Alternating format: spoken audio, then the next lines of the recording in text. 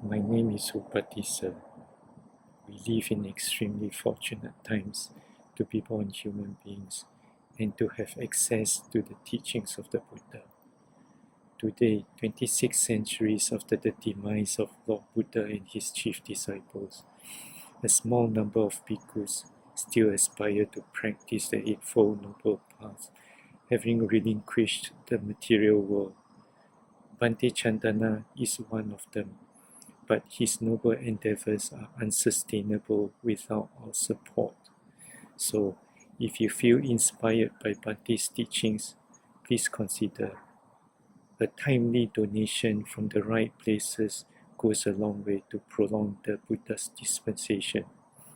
May the blessings of the Triple Gems be with you. Sukhi Hotu.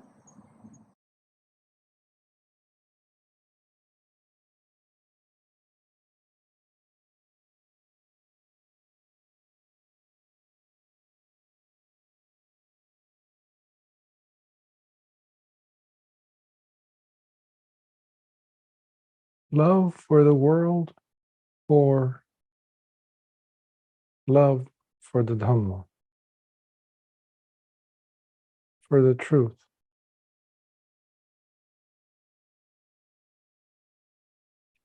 Love and enthusiasm and interest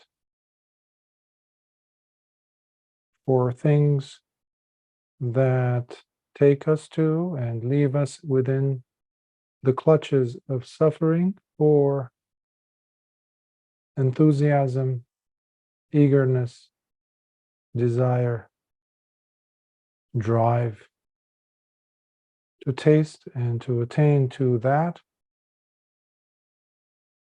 which takes us out of bondage to suffering, removes us from the pangs and clutches of suffering.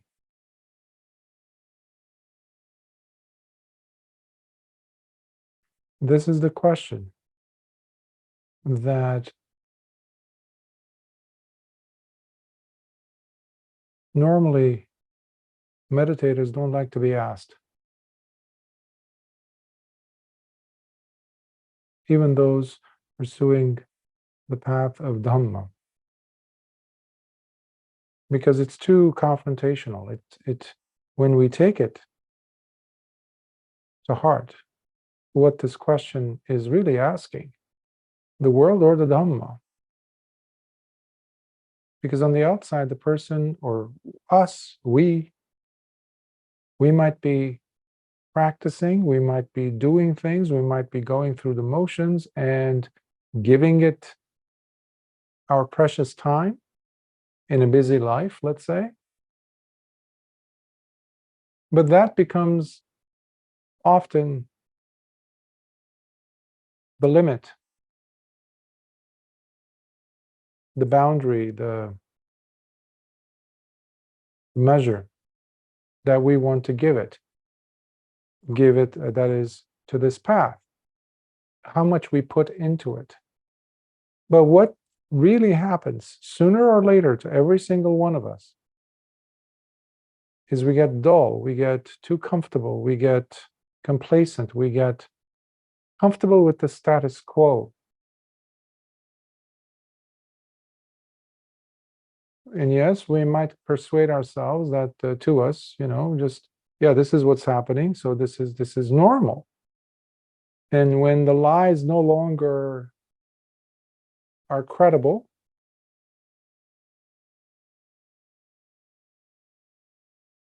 we really see what's really happening. And what's really happening is creating a lot of discontent in the heart. Because it's almost like stuck, spinning the wheel, as they say. You're going nowhere. You're in place, caught in place, and nothing's happening except time is going by, and you're putting the energy, the time, you're practicing your sila,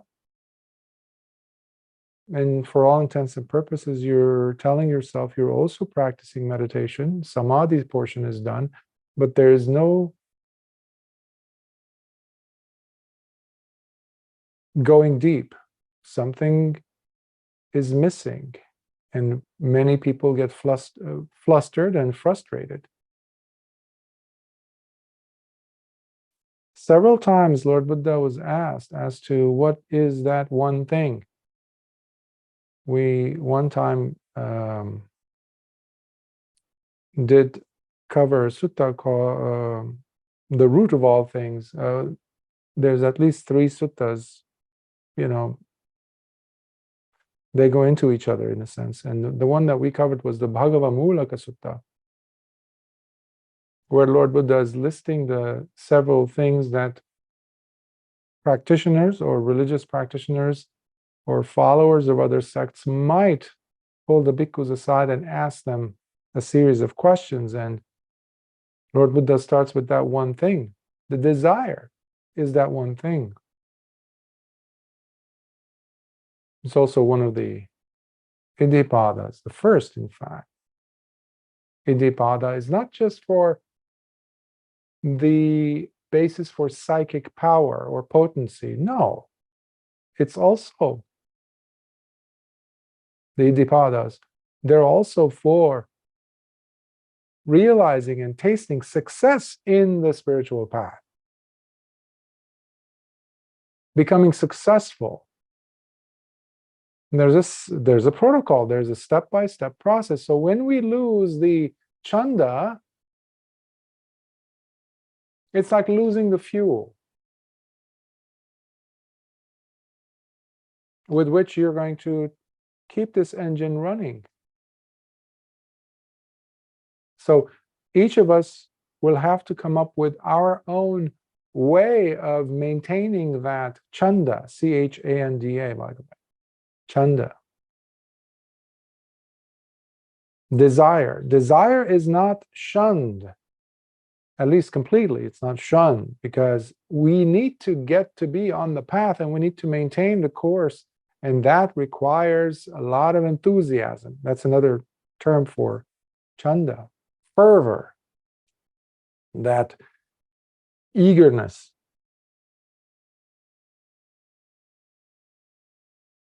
So when that lacks, the whole process feels like, well, you're going nowhere. You're stuck. Oftentimes we feel that. And for today's sutta series, I wanted to go to this rather, simple looking short sutta from the Anguttara Nikaya, the Numerical Discourses, from the Book of the Threes. And this one is, the protagonists are two, Venerable Anuruddha and Venerable Sāriputta, having a dialogue. Venerable Anuruddha, if you recall from previous talks and in your own studies, you probably know that he was known as the one student of Lord Buddha's who was the top when it came to having the divine eye. So being able to see the devas, what they're doing, what they're saying, so clairvoyance. He would easily see entire galaxies upon galaxies without any problem. He just had to turn his gaze in that direction. Just like you turn your gaze and you look at one place in your room to another, like a wall or something, he would see all that he wanted to see or what that was going on. So he was known for that.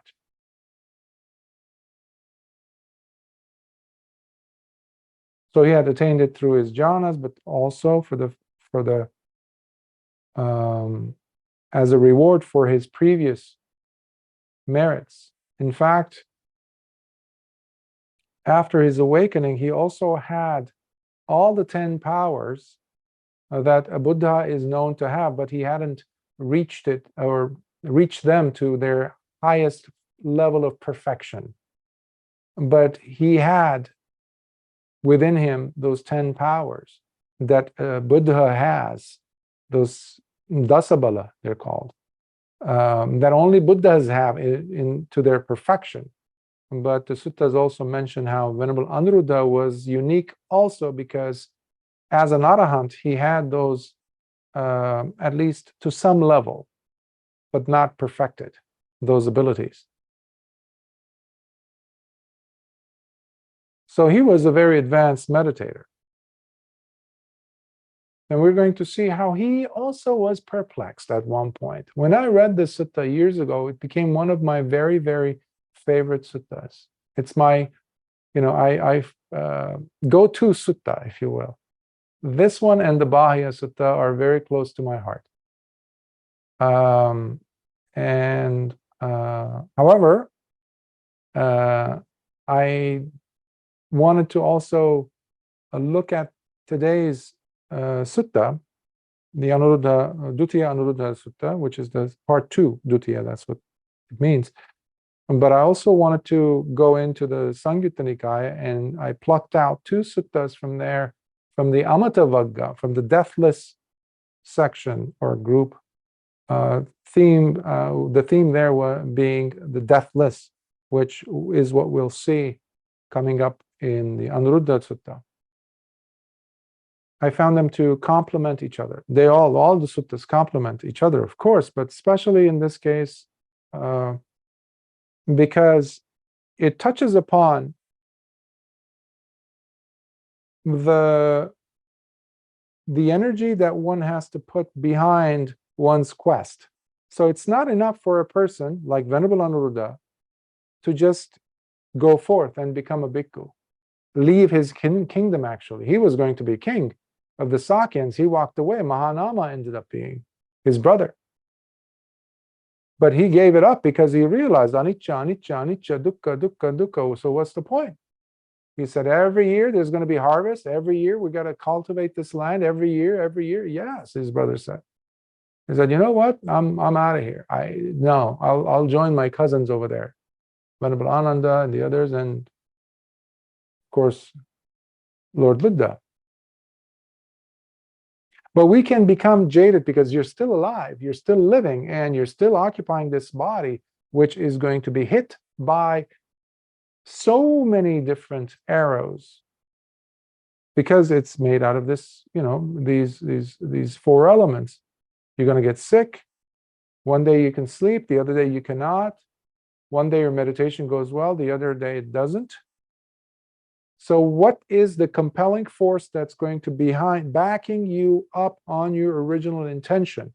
That is what I'm after, in trying to inculcate and help you, encourage you to look at your own drive to be practicing in the first place. And it brings it back to Chanda. Now, Chanda doesn't stand alone, of course. It also requires 2 other things. One is contact, the other one is manasikara. Contact is happening all the time. You don't need a genius to figure that one out. It's happening all the time around us. Your eyes, even if you close them, mentally you're seeing images, thoughts, ideas, dhammas. Your ears, your body, your nose, your tongue, all of these things. You're making contact all the time, which is a nourishment in itself, which keeps us in delusion.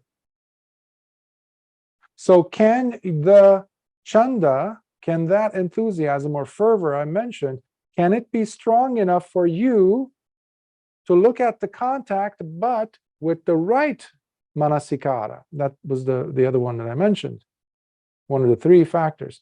Manasikara, is it the right kind, wise kind of attention?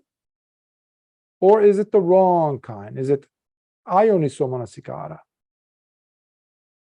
While you're looking at the contact, this is crucial. It also means that you will wisely look at your drive, whether you do have enough of a fervor whether you have enough fuel in the engine, as it were, to keep you going. Because your thoughts of, or impressions of, how your sit was yesterday is not enough, is not going to be enough. You will fail. It's like a rocket that takes off from Cape Canaveral or somewhere, and it's going up, but if your fuel is not sufficient, if there's not enough solid fuel in the rocket engines, the boosters, guess what? All the effort that they put in to build that rocket, all the engines and things, all the intricate stuff and computers and whatever the assignment was going to be, all of that will come back down crashing to Earth. Because there was not enough of a fuel to jettison you out against the gravity of delusion. That's what we're dealing with. So we see Venerable Anuruddha approaching Venerable Sāriputta with his fuel tank running low. Now, what that takes the shape of often is we are not using wisdom properly, or we don't have it. Meaning the objective was not appropriate, or the objective has to change. So midway in your path, that's what I'm also trying to say here, you need to gauge, you need to see, because the level of insights are different. The wisdom is coming in. So what worked for you yesterday might not be sufficient to move you, propel you today forward consistently, or even with some extra force. So you need to tap into yourself in connection to what the Dhamma is there for, to provide you with. And that's why we need to go back to the suttas, and it's not sufficient to be just inspired by one person, let's say from the suttas or some teacher that you respect, and that's the end of it. No, you're going back to your life, you're coming back to it, and you're looking at what is causing you discontent, of course. You're seeing, okay, this is hell, this is not pleasant, this is, no, I have to break free from that. That's wonderful. But that itself is not enough. We need to apply different anchors, for which the Satipatthana work beautifully. But even for that, we need to be animated sufficiently, with the sufficient amount of enthusiasm, running with enough fuel. So for that to happen, we need a compelling purpose. And that is what we will see here. Being encouraged and even inspired in the Venerable Anuruddha. So the first sutta, they're not long suttas, by the way. That's why we can afford to go over 3 different suttas today. So this one comes from the Anguttara Nikaya, the Numerical Discourses, from the Tika Nipāta. Tika Nipāta are the book of the threes. So this is sutta number 3.130. Dutiya Anuruddha Sutta, the Venerable Anuruddha, part 2. Once the Venerable Anuruddha approached the Venerable Sāriputta, and after exchanging friendly greetings with him, sat to one side and said to him, "Friend Sāriputta, through the divine eye, which is refined and far purer than others, surpassing that of humans and other beings, I am able to clearly see and observe the 10,000 or 1,000-fold world systems and galaxies. Also, I possess untiring energy that is strong and tenacious, as it never slackens." So he has those 2 covered. One is, by the way, not necessary to be on the path, but he had that ability to see. It's called, in Pali, it's called Dibba Chakku. And the second was his statement that he has a very strong, persevering energy. He's very tenacious, is not letting go of, so he doesn't fluctuate in his intensity of energy application. Furthermore, I see how my mindfulness is firmly established while remaining consistent and unfluttered, as the body becomes relaxed and tranquil without experiencing any disturbances. Not to mention, the heart is so focused and collected in samadhi.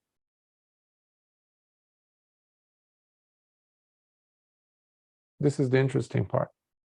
Yet, despite all this, my heart has not found release, for it is still gripped by the defilements, kileshas, as I am unable to shake them off through no longer holding or grabbing onto them.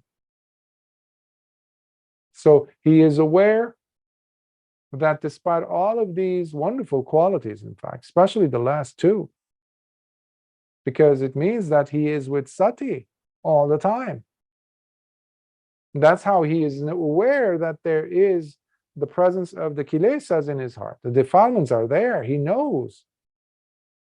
So he's not blaming anyone else. He's not blaming the stars or his, whatever. Because he's come to that status quo, into that, he's spinning the wheels, going nowhere. Because one can presume that even having a Dibba Chakra, you get tired of seeing the devas doing this and doing that, or going to the hell realms and seeing what's happening there. Because in other suttas, you see Venerable Anuruddha go to Lord Buddha and ask, why are this type of people or these individuals ending up, there's more of them in the hell realms. And, he's able to see them clear as day. And Lord Buddha gives him explanations. So even that becomes tiresome. Looking and seeing the ghosts come and go, the devas doing this and that. So it's tiresome. And it's even dukkha. That's why he's complaining. What's wrong? What am I doing wrong? And the Venerable Sāriputta replied by advising him, friend Anuruddha, whenever you reflect through the divine eye, which is refined and far purer than others, surpassing that of humans and other beings, I am able to clearly see and observe the thousand-fold world systems and galaxies. Well, this clearly shows that there is still conceit within you, friend Anuruddha. So one might be forgiven to think that Venerable Anuruddha was not expecting this, to hear this from his brother, from his, in the holy life. But that's why he came to him, because he was the second to Lord Buddha, Venerable Sāriputta. And it's interesting why some might think, well, why did he go to Venerable Sāriputta and not to Lord Buddha himself? Because he's a senior disciple. He didn't have to ask Venerable Ananda, hey, can I speak to Lord Buddha? No, he would just go straight to Lord Buddha.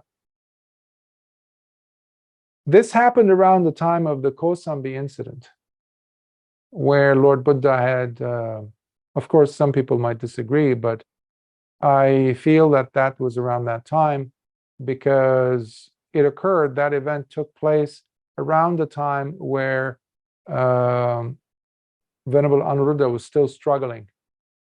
If you recall from another sutta, Upakilesa Sutta, where Venerable Anuruddha, Venerable Kimbila, and Nandiya were practicing, seriously in the park, in the king's royal park alone, three of them. So we don't know if he had just gotten to go there after this dialogue with Venerable Sāriputta, or after, or before. So, but it's interesting why he went to Venerable Sāriputta instead of Lord Buddha. But anyhow, the point is, Lord Buddha would not have given him any other instruction than this, because of the message that it carries. So he says, saying that you have this special ability, that you can see the devas, or you have the Dibba Chakra, divine eye, is conceit in you. But it doesn't stop there. And whenever, friend Anuruddha, you reflect, also, I possess untiring energy that is strong and tenacious, as it never slackens. Furthermore, I see how my mindfulness is firmly established, remaining consistent and unfluttered, while the body becomes relaxed and tranquil, without experiencing any disturbances. Not to mention The heart is so focused and collected in samadhi. This, on the other hand, friend Anuruddha, clearly shows that there is still restlessness found in you. Restless. The mind is restless because he's doing a lot of compare and contrast. He's going up and down, like, yeah, wait a minute, but I have this, but I did. There's too much virya, for sure. Remember, there needs to be a balance. Even samadhi, it has to be samma samadhi. It has to be well balanced. Virya, of course, has to be there, no question about that. But what's the amount of virya that you're putting in? The person is. When there's restlessness, uddacha, what that means is there is no tranquility, there's no pasadhi. That also means there's no joy. Of course, if it's too much joy, that also can cause restlessness, of course. But here in this case, because of the presence of virya and the intensity of the drive on the wrong thing, because he's saying, I don't have this. I don't have this. Look over there at Sāriputta. Look over there at Moggallana. Look over there at Mahachunda. Look over there at Revata. Look over there at even Upali. Everybody's arahants. I'm not yet. And look at me. I'm the Dibba Chakku guy, and I have none of it. You can imagine one can be frustrated. It's, sometimes we forget that these individuals were human beings like you and I. They were not these super, ET type of disconnected from us type of individuals. They were occupying this earth. They walked like us. They were bipeds. They had 10 toes, 10 fingers, 2 eyes. They spoke, communicated. They had frustrations. And here's one. And Venerable Sāriputta is pointing out the restlessness in you, he says. That's what this shows, that you're able to maintain samadhi. Today you have individuals who say, well, my teacher used to go into samadhi, and there's some claims of individuals who, like senior monks or whatever, that have gone into this samadhi and they woke up like 10, 20 years later, or their still body is like, suspended animation, which is, that's not Dhamma. I don't know what's going on there. Even Sanya Vedayita Nirodha Samapatti, cessation of feeling and perception, that doesn't go beyond 7 days. The person is going to be dead afterwards if you stay a little bit longer. So what's going on? We have no idea. So samadhi, this worship of, oh yes, this deep level of concentration. Well, what's the point? Is the person released? Because there is such a thing as attachment to even samadhi. Even though Venerable Sāriputta might not have had Dibba Chakku or divine eye, we don't have any indication anywhere in the suttas where one might presume that he did or suspect. No, we don't see that ever, because he never cared for those abhinyas, those abilities, those iddhis. Nevertheless, he never cared for them.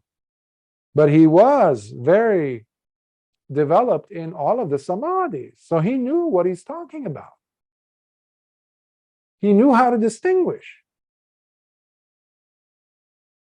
Even though he's saying, I'm able to consistently remain in sati, and samadhi is there, and I'm totally focused, he's not seeing the balance, the importance of maintaining balance. Hence, when you don't know how to balance, there is one thing there: restlessness, topsy-turvy, all over the place. And then he goes to the third point. And when you declare, friend Anuruddha, yet despite all this, my heart has not found release, for it is still gripped by the defilements, as I am unable to shake them off through no longer holding or grabbing onto them. Excuse me. Well, this then, friend Anuruddha, clearly shows that you are full of remorse, for you are plagued with worrisome thoughts. Now we have kukuccha in the mix, which is one of the hindrances or nibbāna or obstacles. Worry. Hey, time's running out. I mean, come on. Everybody's becoming arahants left and right, left and right. I'm not. That's what he's thinking. I mean, in a way, one can understand. You've given up so much.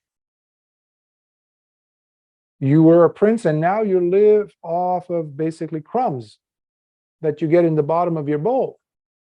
You walk barefoot to and fro from the jungle to the village, coming back. Not like you're doing this without, having trust that you made the right choice, right decision. Of course, that goes without saying. I mean, he was a noble disciple. Let's not forget that at this point. But he's not an arahant yet. So he is suffering. Venerable Anuruddha is suffering. There is such a thing, as you recall from the Vedalla Sutta or Chula Vedalla Sutta, where it's painful for a person to be on the path, taste the Dhamma, and no matter how much they're putting in, they have not yet found release.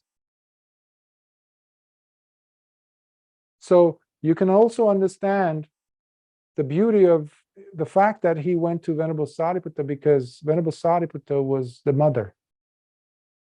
He had the care and loving touch, tenderness of a mother, loving mother, to be exact. So he knew how to deliver, how to help him to come out, to pull out the poisonous arrow out of his heart. It would be much better, friend Anuruddha, this is his instruction. It would be much better, friend Anuruddha, if you just dismiss these three unwholesome states. Leave them behind and stop paying any attention to them. And instead, simply direct your heart straight to the deathless element. Amata dhatu in Pali. Anchoring the heart firmly upon the deathless itself. Leave everything behind. Stop thinking about how many vasas you've spent. Stop thinking about the Dibba Chaku bit. Stop thinking even about how much energy you have throughout the day in maintaining your sati. Yes, fine, put those aside. They are no longer your prizes that you can, like things that you can display in your mind's cabinet. Leave them away.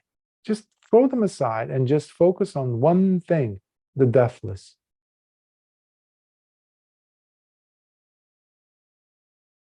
This is what I encourage all of us to be turning our gaze to, our focus to, because by putting the attention on the deathless itself, which is another synonym for Nibbāna, another name for vimutti, the release from suffering. This has that very quality that can fill up your booster with solid fuel. And going off of what the image I shared with you earlier about the necessity for us to have that fervor, that chanda, because oftentimes we get complacent, as I mentioned earlier, we get stuck, and we don't have that extra reason why, because it can easily turn into a habit. Even getting up early in the morning, 3 a.m., 4 a.m., it can be a thing. Not everybody who wakes up at 3 or 4 a.m. is an arahant, or is going to be an arahant, by the way.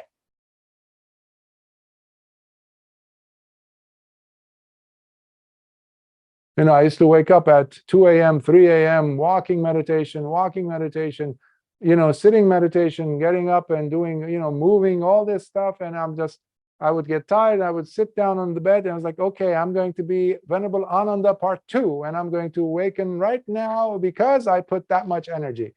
No. It doesn't work like that. If it happens, it happens. But my focus has to be doing it for the right purpose, with the right fervor, right chanda.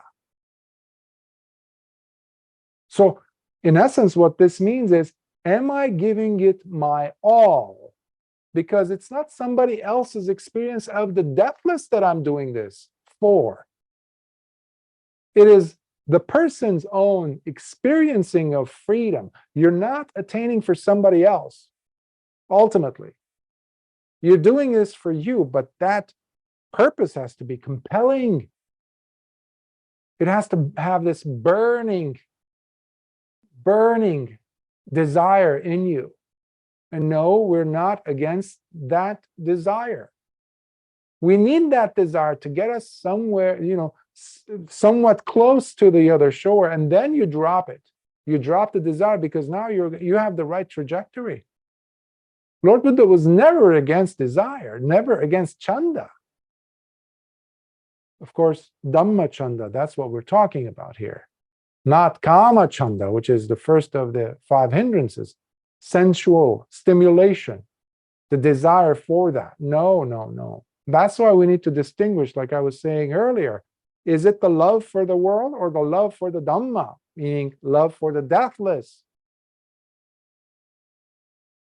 Because oftentimes people don't even know how to conjure up the images, let alone the experiencing of what it means to have that happen to oneself. Deathlessness. Like, what does that mean? We don't even know what that means for many of us.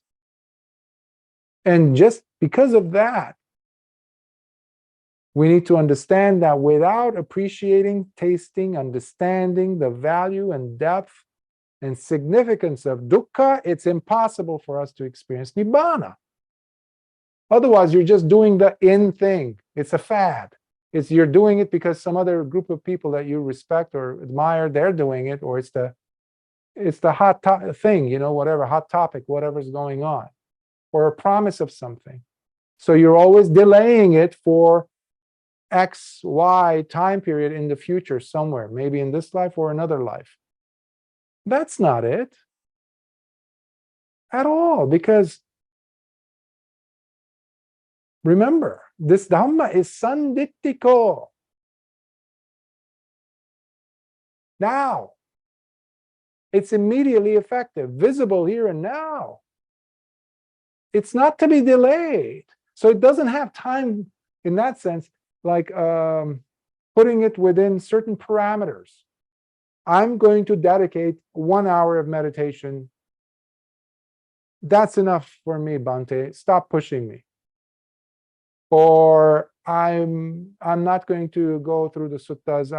That's not. I'm not interested in Nibbāna. I've had that interesting phrase directed at me sometime in the past. Then why are you here? Why are you asking for my help? Why are you even on this, trying to be on this path? There's got to be a compelling reason. If you're rushing to go to a restaurant or to buy some food, you're doing it because you or somebody you love is hungry.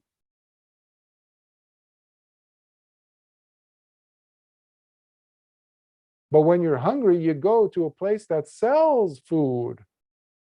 You don't go and eat, I don't know, a lump of coal or dirt or a piece of concrete or metal. No, you go eat something that gives you satiation so that you can end your state of hunger. And this is another reason why we always talk about samvega, the urgency. Lord Buddha says, as if your hair, your head, your beard, your body is ablaze.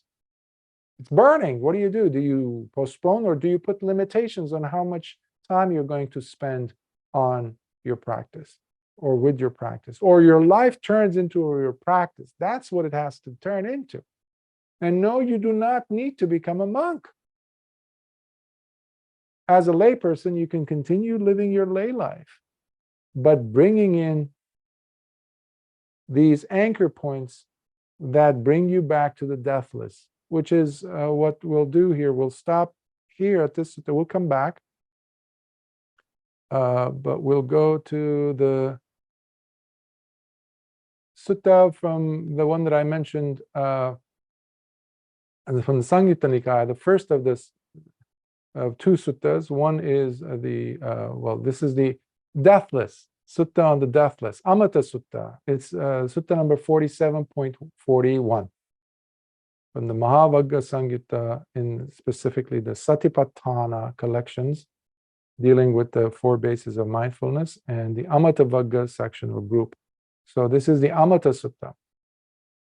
Now in this, so I'm going back and forth, so to give you a 360 image of how we can approach to understand and appreciate the theme of the deathless. Because Venerable Anuruddha knew what Venerable Sāriputta was saying when he mentioned you need to turn your focus on the deathless element, amata dhatu.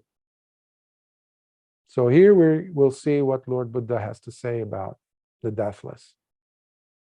Once, while in Savatthi, the Blessed One addressed the bhikkhus by saying, "Bhikkhus, you should develop the mind by diligently practicing the four bases of mindfulness, satipatthana. Do not let this rare opportunity of beating and overcoming death once and for all pass you by." The deathless. And what are these four? Four bases of mindfulness. Here, bhikkhus, you must dedicate yourself to meditating while being fully attentive and aware of the body, carefully staying with the body. By observing whatever you detect is the most pronounced bodily sensation that is occurring at the time. Do this as you train yourself ardently, enthusiastically, but without having any thoughts or attitudes of either longing or resentment towards the world. So this does not involve fighting with the world. This has everything to do with you. Even when we do metta, sometimes people don't like to practice metta or criticize. Oh, Bhante, you teach metta too much. Why don't you focus on breath or something like that?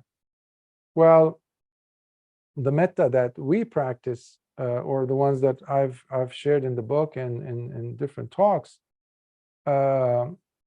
has nothing to do with the verbal, mental chatter of may I be happy, disconnected from the real living.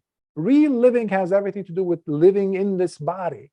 So the very first thing that must happen is within you, there needs to be the instigation, the inciting of, the igniting of, ignition of metta in you, in your body. You must feel it before you give it away, before you radiate it. Otherwise, it's just mumbo jumbo you're doing. It's just concentration practice. Who cares if you wish something? What does that do? I wish you to be happy. Okay, I'm not. I'm still miserable. Thank you very much. Much good it did. But when you really feel it, you don't even have to say, I wish this upon you. Just the way you look at me is going to, I'm going to feel certain things.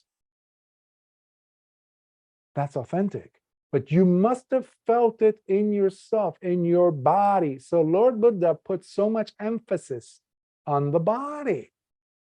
We don't appreciate this enough, it seems. That's how he even realized that he was on the wrong path as Siddhartha Gautama for 6.5 years. When he looked at his body, he could touch his skeleton, his backbone from the front side. And he said, if I go to urinate, I'm falling. I'm fainting, actually. I can't walk. I can't do anything. I can't see properly. My hair is falling every time I do this. It's just like, wow, this is not healthy. So he had abused the body. So this path is not about abusing the body, nor neglecting the body in any way, especially when it comes to meditation practice. In fact, we use the body. That's why Lord Buddha here starts the satipatthana from the body. Now, it could come in the shape of metta, as I mentioned, but usually in case of the Buddhas, because they had already perfected their metta, they start with the breath.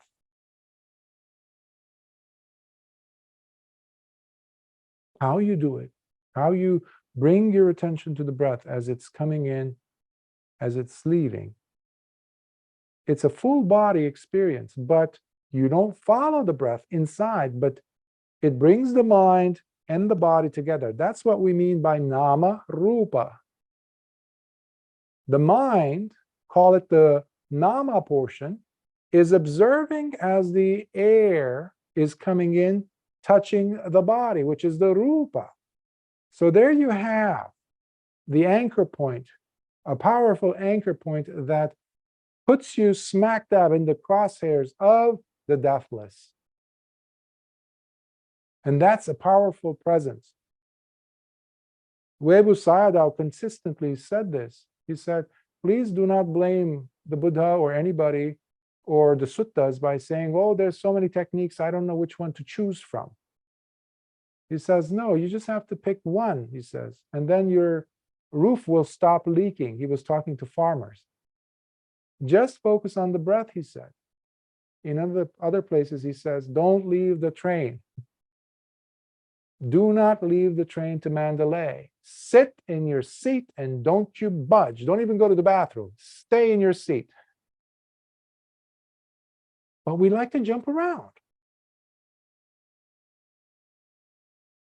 So you don't need that many techniques. You just need one. You just need one path that will take you there. You can't use several different paths to get to your destination. You're going to get confused. Also, bhikkhus, you must dedicate yourself to meditating while being fully attentive and aware of feelings. This is the second anchor point, which is Vedananupassana, the feeling-based sati. Excuse me. Carefully staying with whatever feeling you detect is the most pronounced feeling occurring at the time, mindful of it in all its transitions and ever-changing states. And do this as you train yourself enthusiastically, but without having any thoughts or attitudes of either longing or resentment towards the world.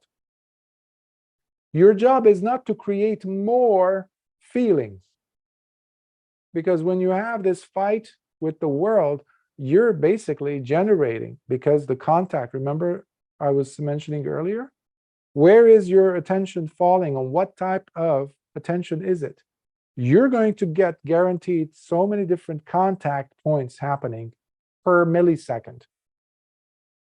One of them will stand out. And that will be the predominant feeling, or the feeling will coagulate like a morphing cloud around that set of contacts. And the mind will go, thanks to sannyas, memories, perceptions, and it will attach itself through association to some event that happened in the past of a similar feeling. And now you don't have two similar feelings. You have one big feeling looking at you, staring at you, this bulldozer coming at you, especially if it's an unpleasant feeling. So what do? We fight. We take it personally, in other words. Lord Buddha is putting so many protective mechanisms here for us to not get stuck anywhere, even within each of these anchors. First it was Kaya Nupassana, now we're talking about Vedana Nupassana, the feeling-based contemplation. So when you're looking, you just look at the feeling as it is. Stop listening to the sannyas. Remember Bahya's instruction. Mute mutamatang. When you sense something, whether it's through the nose, through the tongue, through the body, sute sutamatang, whether you hear something, just let the hearing be it, the experience. Don't listen to the sannyas coming in and adding their own commentary, because those are going to drag you back to death. They will not take you to the deathless. That's not the way to the deathless, Lord Buddha is saying. So you are looking at the most pronounced feeling, the most detectable feeling, which means that you need to apply sati here to identify, because sometimes you might have several feelings happening that might seem on the surface that they are all happening at the same time, but they're not. There's no like multitasking. I was mentioning it to someone the other day. It's happening very quick, but when you zoom in and when you really get close, you see that there are gaps between each of these feelings, and there's also attachment, locking on, identification, and reasonings that we give for us to continue feeling one over the other.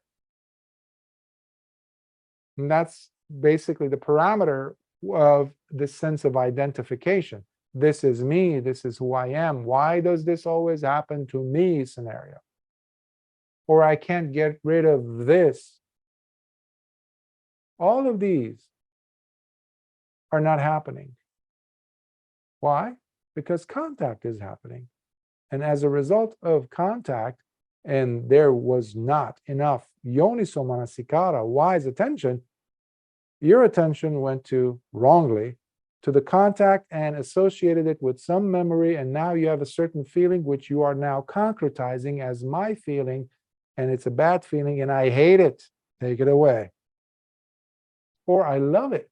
Bring some more. I like to have more of this. Either way, you're far away from the deathless, Lord Buddha is saying. Also, bhikkhus, you must dedicate yourself to meditating while being fully attentive and aware of whatever state that is occurring in the heart, chitta. This is chittanupassana, sometimes referred to as the mind in some other translations. Carefully staying with whatever you detect is the most pronounced state taking place at the time within the chitta, remaining mindful of it in all its transitions and ever-changing states. Do this as you train yourself ardently, but without having any thoughts or attitudes of either longing or resentment towards the world. Transitions and ever-changing states. When we are able to sharpen our sati, we will be able to see the beginning of that feeling I just was mentioning. And if you are still looking at it just as a feeling, a mere feeling, and you saw its beginning, as you're carefully, patiently observing, without calling it, labeling it as my feeling, or I like this feeling, or I don't like it, none of those things, you're just observing, and you just saw the beginning. Now you're actually catching it midway, and then you notice something interesting happen. It disappears. It vanishes. And then you're going to notice how there is this quiet little guy somewhere hiding with an invisibility cloak, as it were, craving somewhere in the background, who comes in and says, okay, I'm kind of bored. Can I have another feeling? Let's look at some other contact and let's make that the new feeling. Monkey mind, much? All of a sudden, we have now a new feeling to deal with. Well, wait a minute. What happened to that other feeling, which we were like swearing by and saying, this is incredible feeling, this is undeniably the biggest, the most loud. What happened? It's gone. One of the reasons why you get closer to the deathless, or ways to get to the deathless, is you get tired of this rise and fall, rise and fall, rise and fall. You get tired of it. You get bored. You get disgusted, patigha, resistance to it, which brings up nibbāna, disenchantment, which brings up fading away of all the passions, viraga. That way we eliminate any agitation. So you see, it's a science, it's a system that works every single time for everybody, not some of the time. No, all of the time, if we are putting all the ingredients in place. And because you must dedicate yourself to meditating while being fully attentive and aware of whatever mental phenomena, idea or states, dhammas. This is not dhamma as in, not Lord Buddha's teachings, but dhamma or ideas, mental images, concepts, things, mental objects. All these fall under the term small d, basically in English. Along with the experiences that are occurring at the time, carefully staying with whatever you detect to be the most pronounced mental phenomena or idea you experience. mindful of them in all their transitions and ever-changing states. Do this as you train yourself enthusiastically, but without having any thoughts or attitudes of either longing or resentment towards the world. Dhammas, mentioned before in several suttas. We've talked about them in the Satipatthana, of course, but countless other suttas. Maybe not countless, but several suttas.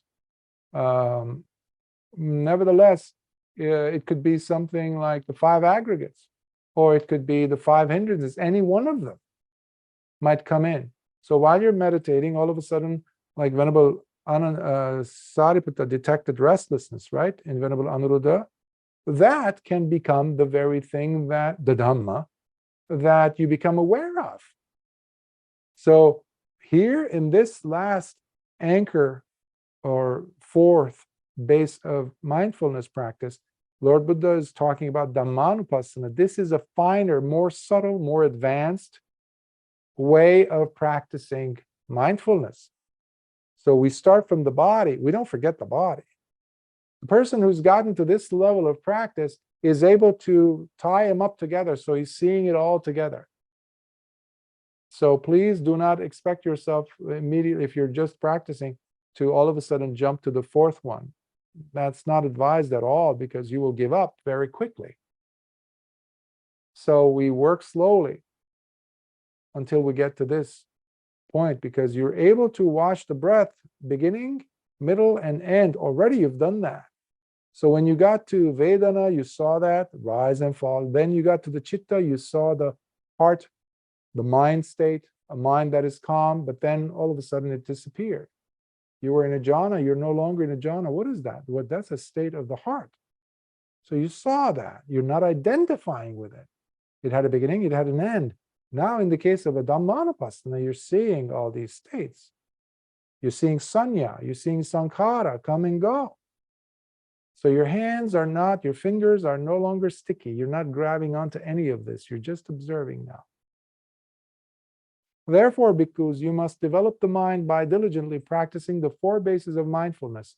For in doing so, you will not let this rare opportunity of beating and overcoming death once and for all pass you by.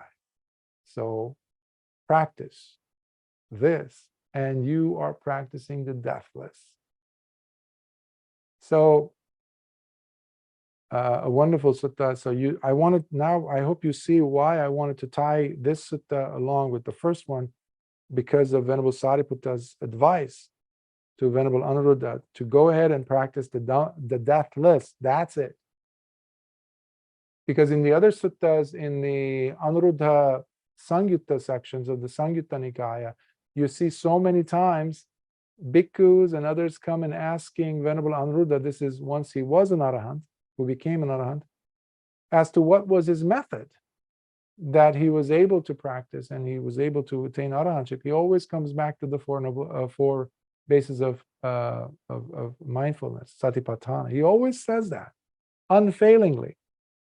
He says, to the point where modern translators, they just use, for the whole translation of the sutta, maybe they have 1 or 2 lines, because it's just ... ellipses. They don't, and it's I have different thoughts and feelings about that, but it's not important. But the point is, Venerable Anuruddha's response every single time was the satipatthana.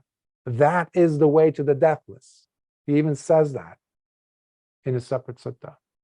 So in this one, which follows just the one that we just covered, 47.42, the other one was 41.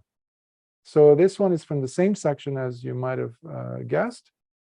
This one is Samudaya Sutta, the arising, or the origin, if you will, but I translated it as the arising. One moment, please. Okay. So here we have Lord Buddha. Now, this is a different, I guess, twist of looking at the 4 bases of mindfulness, satipatthana. So here, Lord Buddha is going to approach it from a different angle, which I wanted to include so that it can enhance your practice, deepen it. Bhikkhus, I will now teach you the arising and the very ending of each of the four bases of mindfulness practice. Remember I said the rising and falling, rising and falling? Arising and the very ending of each of the four bases of mindfulness practice, Satipatthana. Excuse me, which are Kayanupassana, again, Vedananupassana, Chittanupassana, and Dhammanupassana. So listen and pay careful attention to what I shall say. Yes, Bhante. Now, what, bhikkhus, is the arising, the very cause of the body? Bhikkhus, because of the nourishment one receives from consuming edible food, the body manifests.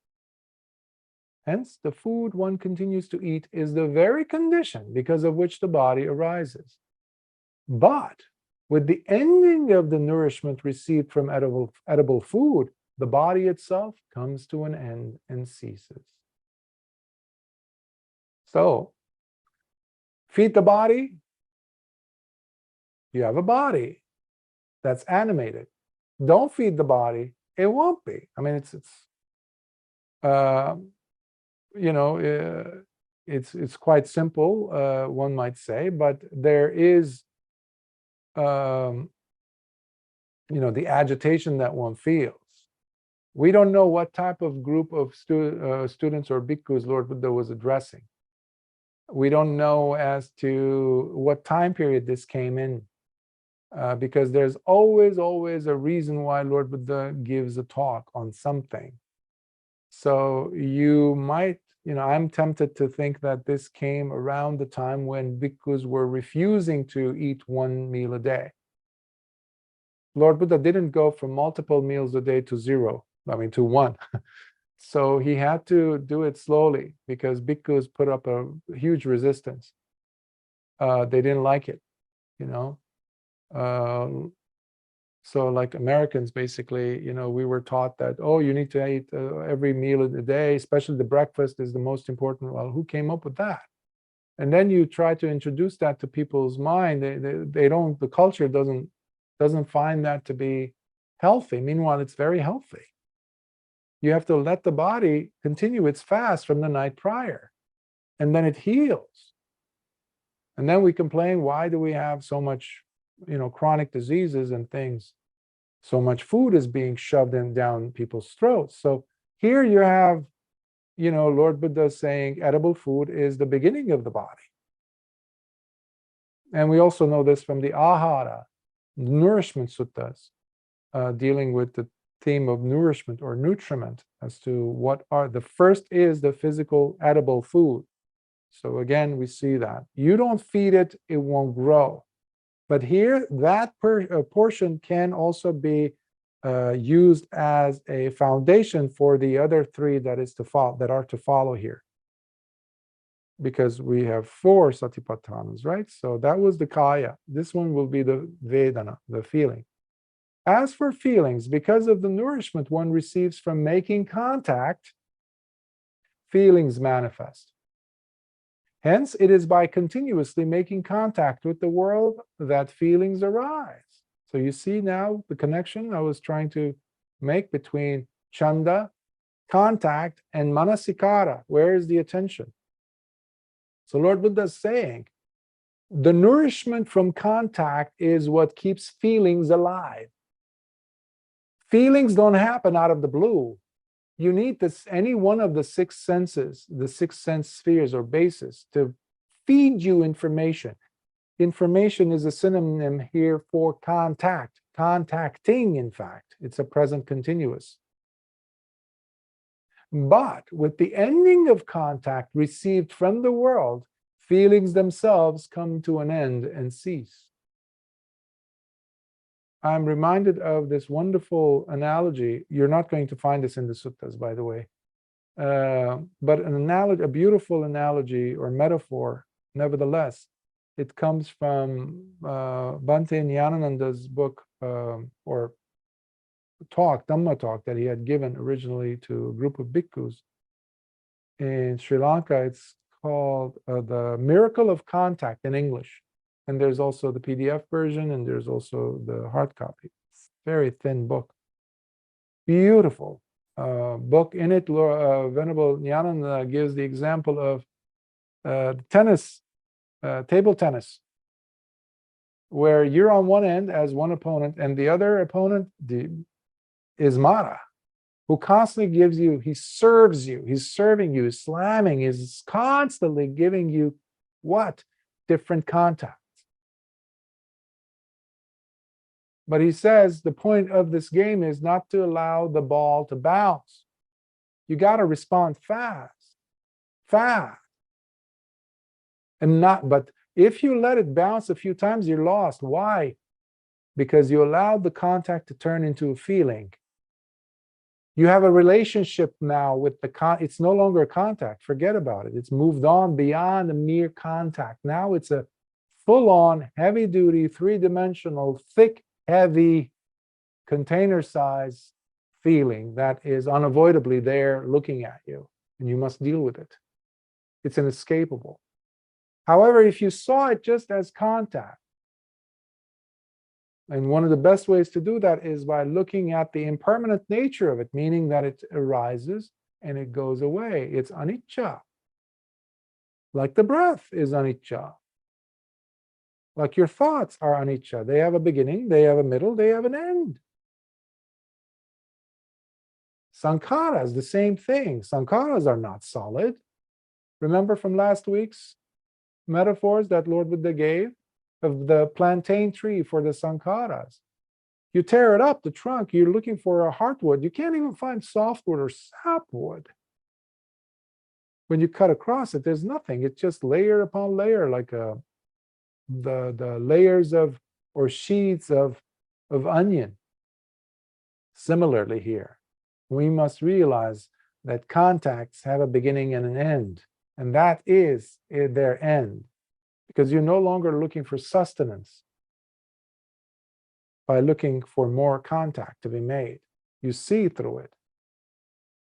Now 3, as it relates to the citta and the various states of mind it undergoes, because of the presence of name and form, nama-rupa, the mind becomes manifest, along with its various fluctuating states.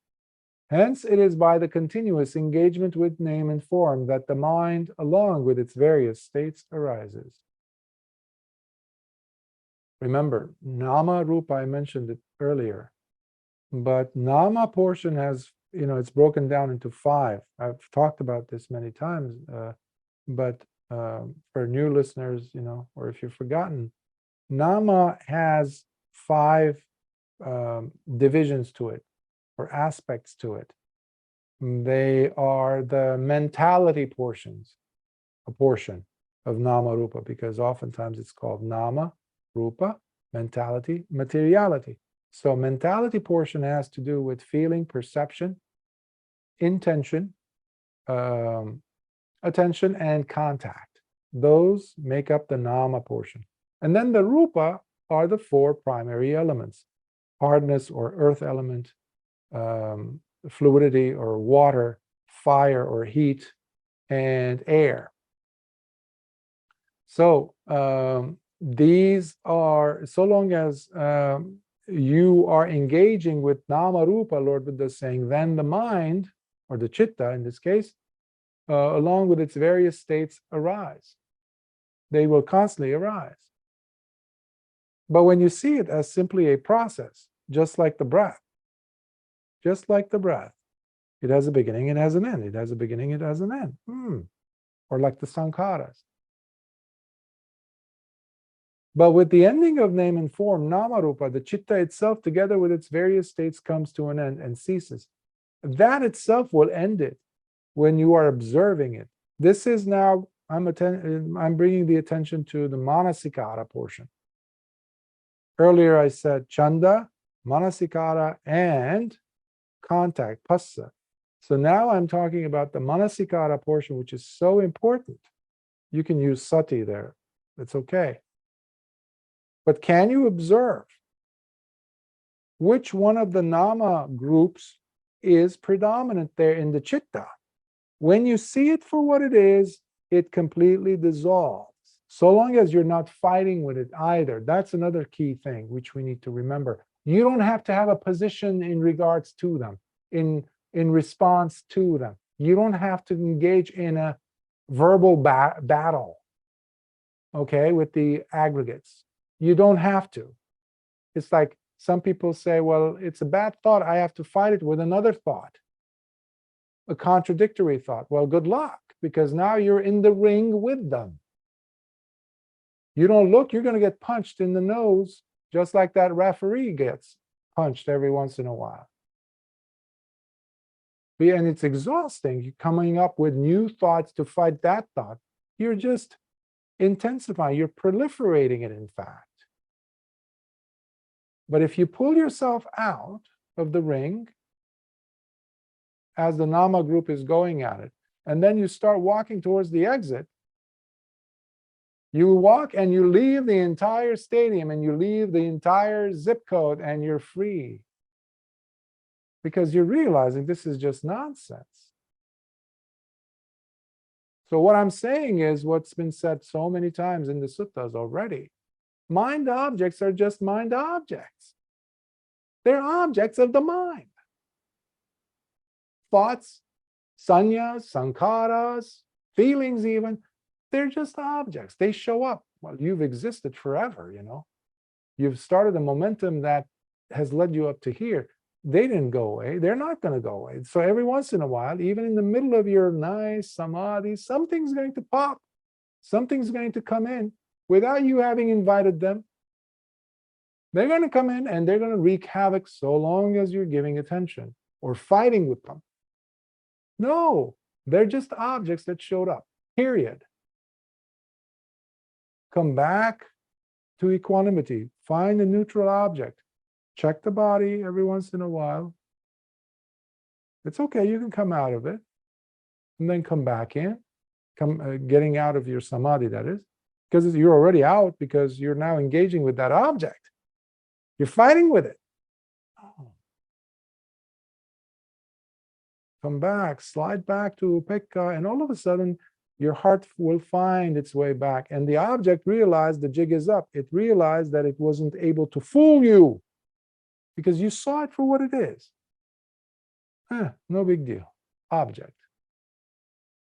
You're not inviting for the next one if they come in. So eventually they will slow down and then stop completely. As for the various Dhamma or mind objects, because the mental attention one gives to them, the various Dhamma or mind objects manifest. After all, it is attention itself that turns them into objects. I just addressed this, but basically, it's beautiful how Lord Buddha is saying, is diagnosing, is giving you the tools to get rid of all these things. That's why he was the very best psychotherapist. He's telling us he's the best diagnostician. Today's therapists have nothing close. 26 centuries later, he just said, you give attention to it, you're turning them into objects. Bring it into your life. Can you apply this technique? Do you feel like when you are fighting with a thought or tendency, a feeling, what happens? Does it intensify? Why does it intensify? Based on this information. The more attention we give it, the more intense it becomes. We fan the flames. Ask anybody who's dealt with some OCD tendencies or have had OCD or do have it. The more attention they give it, the more sucked into it they get, the more they get pulled into that vortex of pain. And they think the only way I can outsmart it is by fighting with it with its similar type of thing, or using logic to fight logic. No, the best thing is to pull away and just ignore, just like a very annoying, very cantankerous, surly, disobedient child. I used to tell this to families and parents. What do I do? What do I do with her? What do I do with him? I just, stay in the room with them. Don't necessarily punish them in any way, but turn around, look at them and say, Johnny, you're really disrupting my work. It's very important. I have to do this. I told you. We will do what I said we will do, and we'll go outside and do this, whatever you wanted, but I can't do it now. You keeping on like kicking and screaming is not helping. It's actually making me think twice about what I promised. So if you want that to happen, you need to quiet down. You'll sit there. And they will do it again. They're going to still push the envelope, push the boundary, but you're maintaining your cool, you're maintaining your upekkha. While you're doing something, sooner or later, Johnny is going to cool down. It's impossible for them not to. Impossible. I've seen this. I've done this with kids. Over 2 decades of experience, I've seen this. Sooner or later, because they see that you are not pushing them away, you're not being insulting, you're not hurling insults at them, yelling at them, or any of that.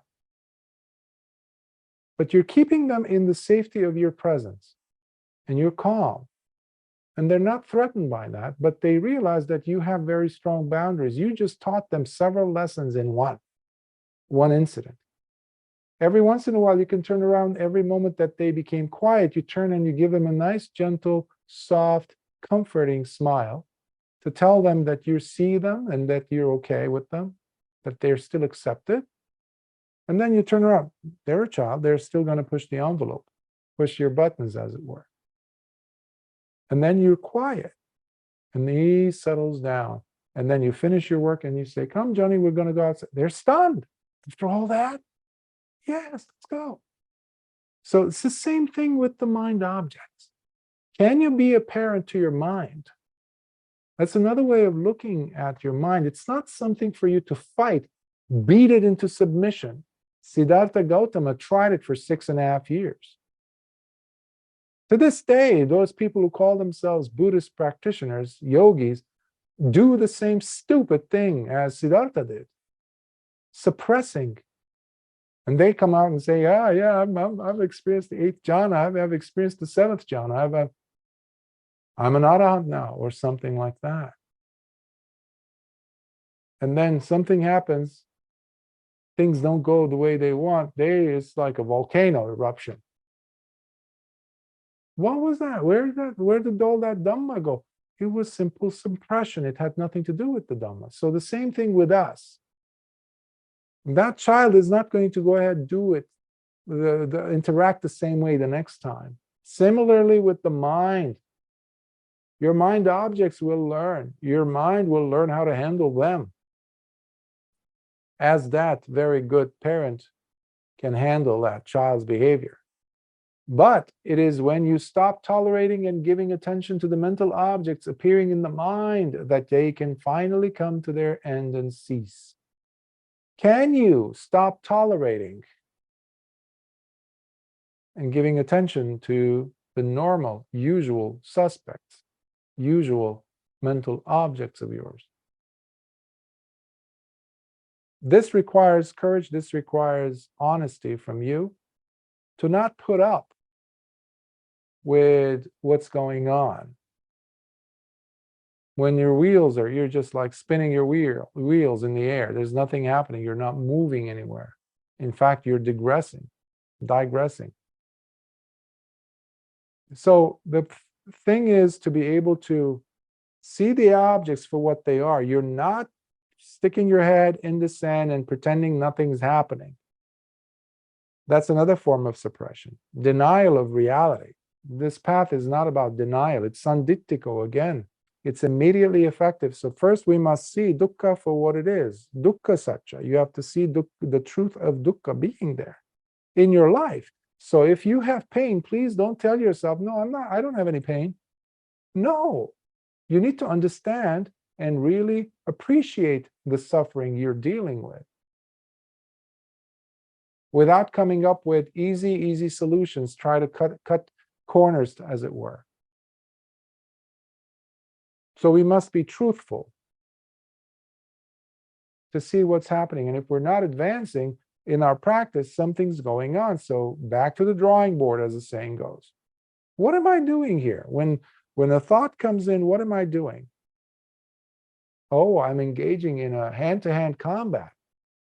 I'm trying to get rid of it. Okay, well, what is that? I'm trying to maneuver in a way where I can have him, take that thought and smash it to the ground. And then what happens? Another thought comes. What are you going to do then? No wonder you're restless. And this is exactly where Venerable Anuruddha was, which now is a good segue for us to go to, because that sutta, finished obviously. So that was the Samudaya Sutta. So now we go back to the original sutta we began with, Dutiya Anuruddha Sutta.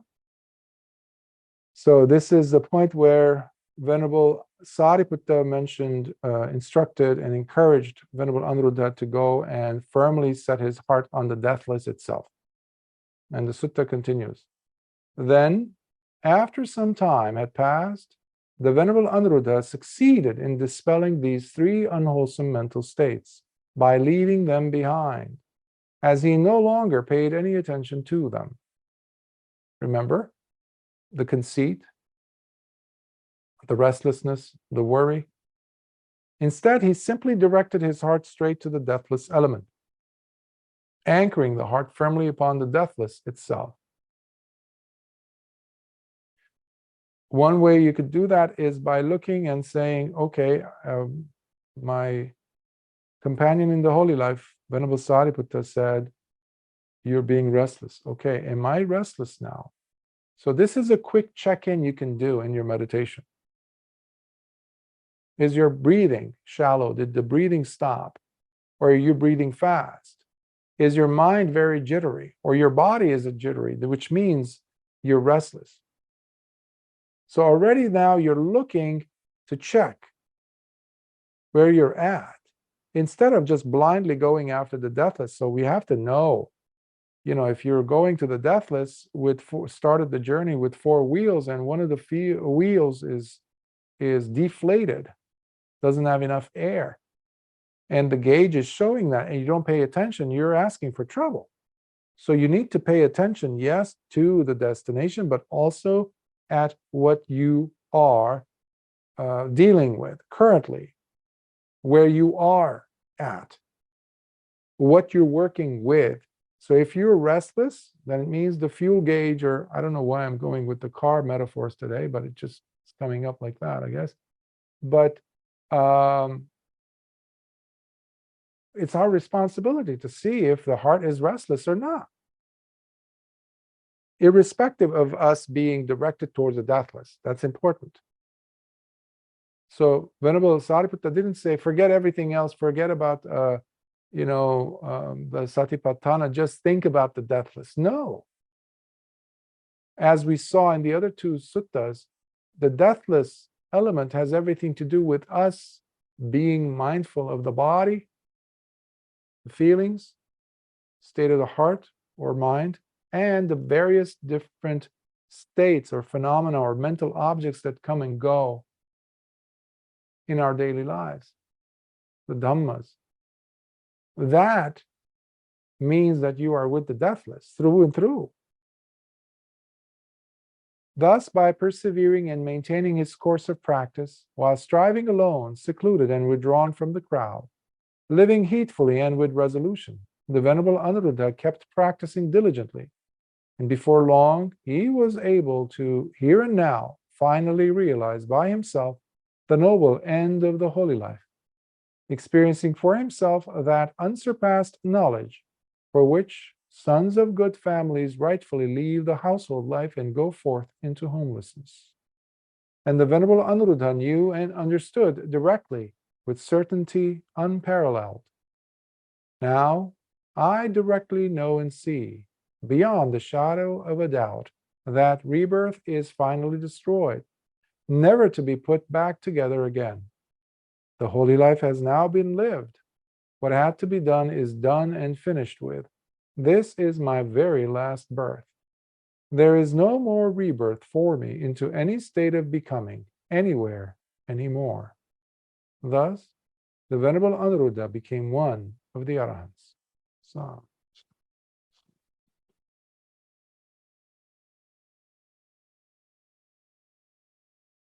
It's a personal, effort-driven endeavor, task, journey, work. No one will be able to do it for us. No one can wish it upon us and have it be realized by those means. But it's demanding. Yes, you have these very lovely, inspiring stories that someone listens to a single statement from Lord Buddha and all of a sudden they're arahants. Or Venerable Dabba, who was 7 years old, 7 years old, and he's being ordained, just ordained, novice ordination, and his preceptor is shaving his head, and he says, Kesa, poof, he becomes a Sotapanna. Loma, he becomes a Sakadagami. Nakha, he becomes an Anagami. Before he gets to Tacho, already he's an Arahant. So you hear that and you go, come on, this is unfair. This is, I should have been born at the time of Lord, but that's the problem. Okay, how is that helping you? No, it's not. It's actually discouraging versus it being very encouraging. Look at that, 7-year-old kid. By the time he was ordained as a novice, the holy life was completed.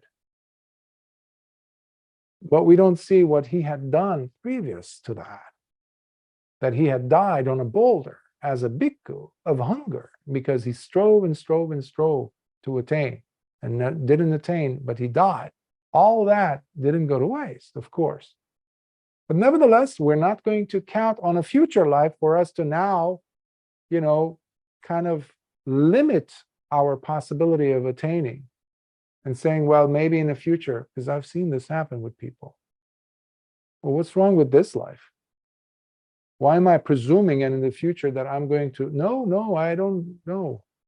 So that's why I sometimes say intentionally to people, we only have one life, and they, especially if they know a little bit of Dhamma, they go like, but Bhante, we Buddhists believe in many lives, and that's not the point. I want you to work as if this is the only life you're going to get.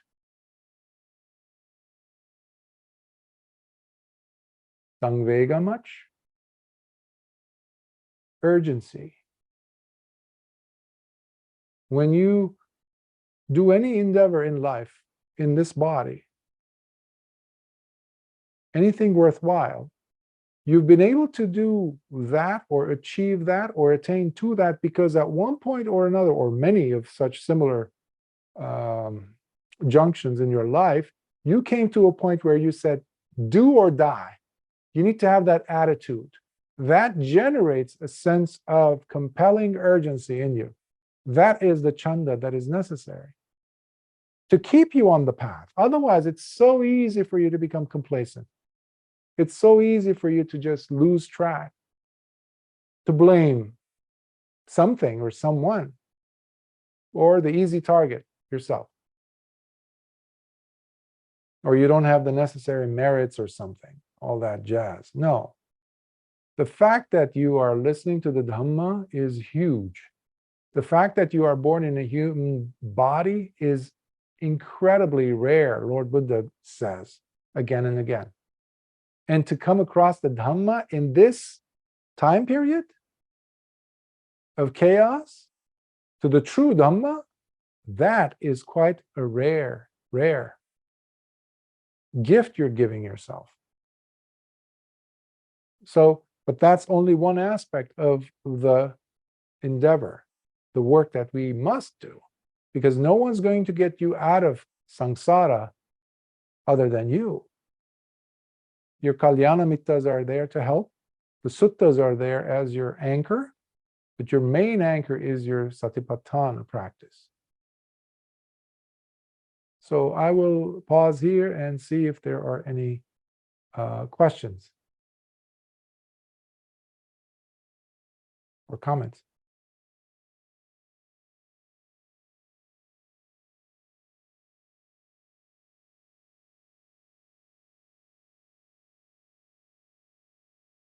We need that push. It's not always the person, you, doing something wrong that is not producing results. Sometimes it's a misunderstanding. Sometimes it's simply not enough energy being put. And sometimes you have to completely recalibrate. Sometimes, like Venerable Anuruddha didn't have the right objective. He had forgotten that it is the deathless that he's after. It wasn't simply Dibbachakku, because that can be quite, can give you a false sense of achievement. It can just boost up your ego, and that's it. But it's more than that. Well, every time you're sitting to meditate, you're meditating not just for the sake of putting up with that 1 hour or 2 hours or whatever, not just to attain jhana here and there or some insights. No, these are like cheap. These are like, not to minimize the role of all of these things. They're important. Don't misunderstand me, please. But even the jhanas, but they're not the goal.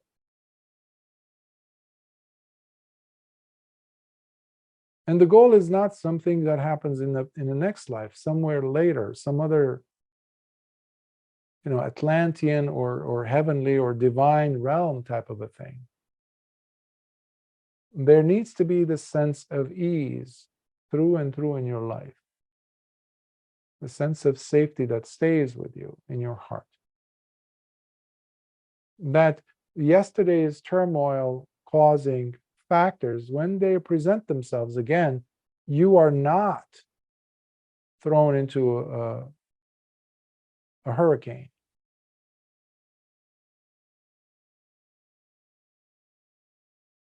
And there is the joy in your heart. That has to be there, intact. Joy must be there through and through.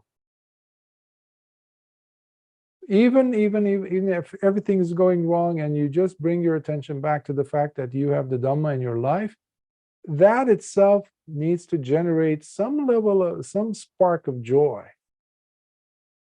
And when you have that, you're set. And the Dhamma is the greatest of refuge, is the greatest safety, greatest security. So I will leave you with that.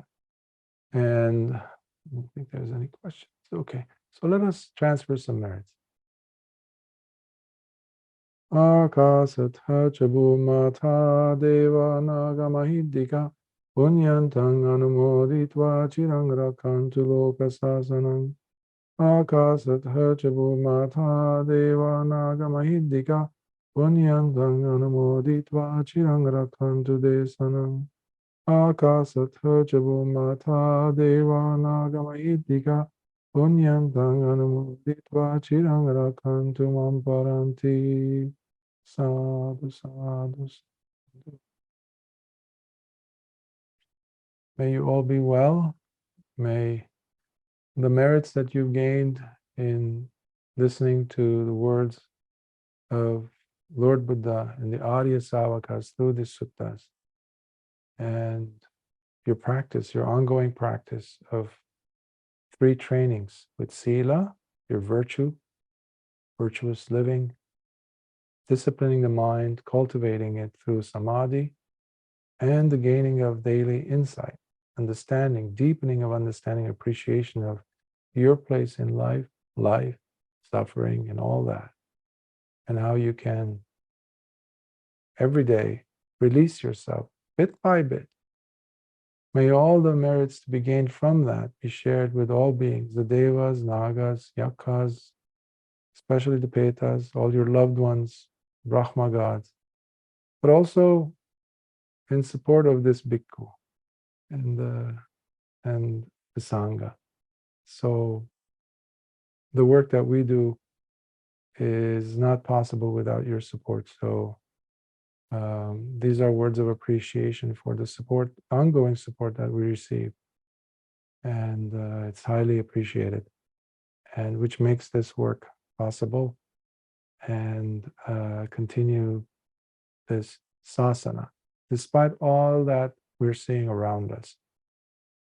So, but the greatest support, the greatest power comes from your practice to yourself. And that's the greatest source of protection. And that is Deepa. Deepa is island, the island of refuge that you're giving yourself. You can always fall back. So even when times get confusing, please remember that. And the wonderful work that you're doing with your generosity, with your practice, with your virtuous living, and appreciation and understanding and welcoming of the devas. Even that is very, very powerful. Lord Buddha lists it as one of the power sources for noble disciples to fall back on when things get difficult. So with that, may you be well, and may the blessings of the Triple Gem be with you all. Sukhi Hota.